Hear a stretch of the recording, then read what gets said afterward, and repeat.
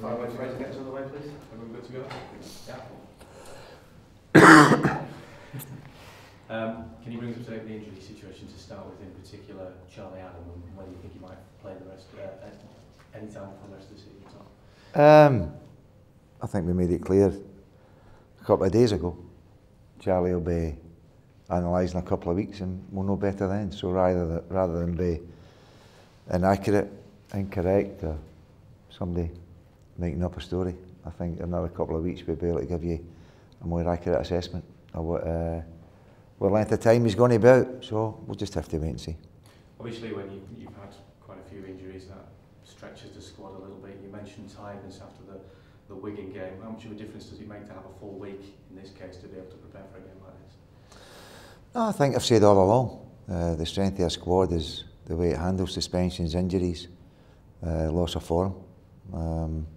We've got a very strong squad that has been stretched, but then there's a lot of other people in a similar position to us whose squads have been stretched. It was stretched for the weekend. A lot of them had 3 games in 6 days. That's gone now. The clear week that we have at this particular moment in time gives everybody a chance to if they've got any bumps and bruises, to get rid of them. And it gives the boys another week who were injured another chance to get fit. So for us, the week has been productive in that sense. Have you found it difficult to put your finger on why your cup form seems to have been so good this season, and yet your league form perhaps hasn't been as good as you would have hoped? Obviously we need to correct the league form, but not to the detriment of the FA Cup or the Carling Cup. We want to compete equally in every competition that we're in and give ourselves an opportunity to be successful.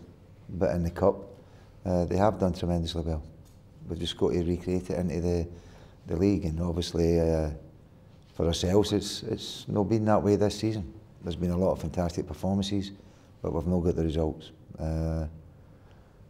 We'll keep plodding away what we're doing, we believe in, and the players are as disappointed as anybody else when they lose a game.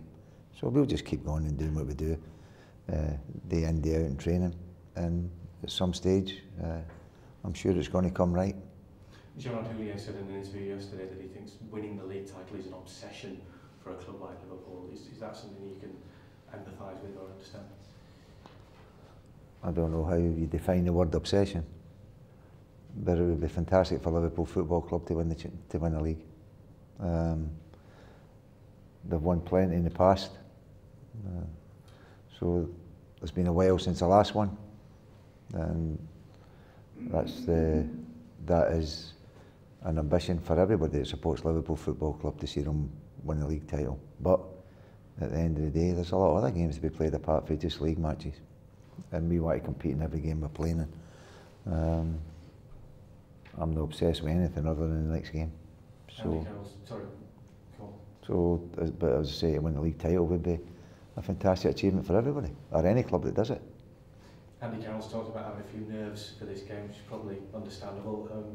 Do you think nerves like that can sometimes spur a player on?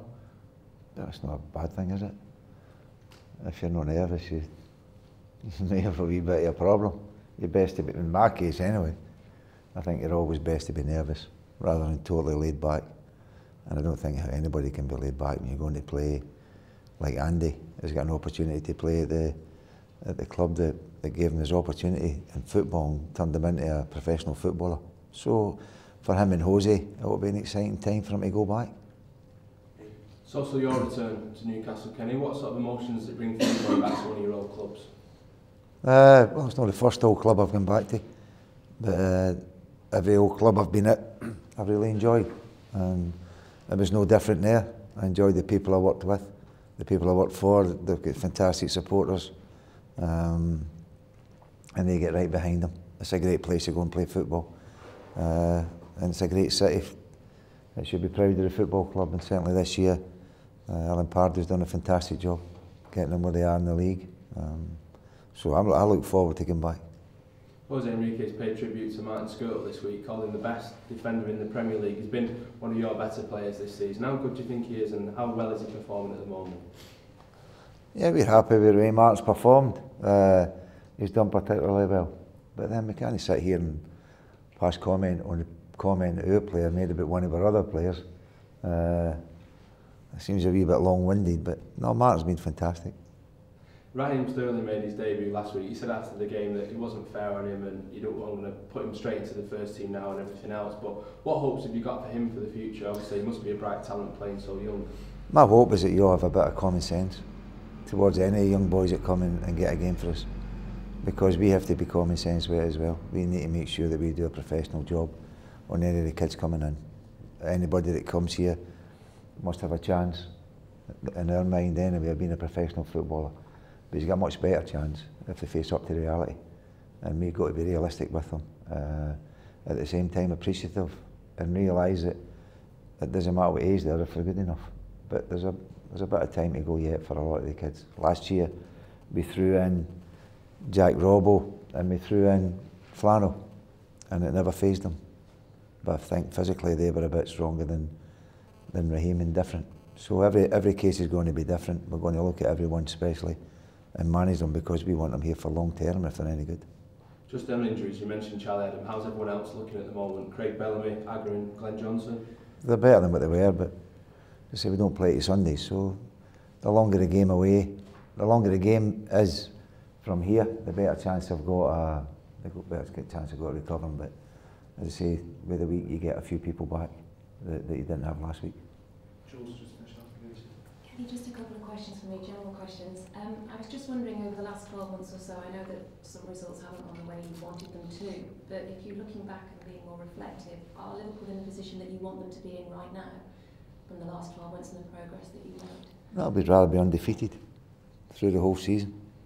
Be sitting top of the league, won the Carling Cup, and looking forward to a semi-final tie in the FA Cup, but we've not got that. So, but I think we certainly have made progress throughout the year, in lots of areas, not just the first team. I think there's a lot of areas, and we've explained it before. So the progress has been there for people to see, and what we'd like to improve on most of all is the results in the league. On saying that then, to talk about a successful season, would that be an improvement in league results, but winning the FA Cup as well? No, it depends how people gauge success. How do you so, with the club moving forward, and that's what we have done. We've moved forward in lots of ways. Maybe some that's not too apparent to people, but certainly on the pitch. And around Melwood, I think it's moved forward. Off the pitch, it's moved forward. The academy's moved forward. So, as I say, we just need to get our league results in better order, and it would have been a happier story. Thanks, guys. Thank you very much. Where's my tea? Thank you. Thank you. Thanks, chaps.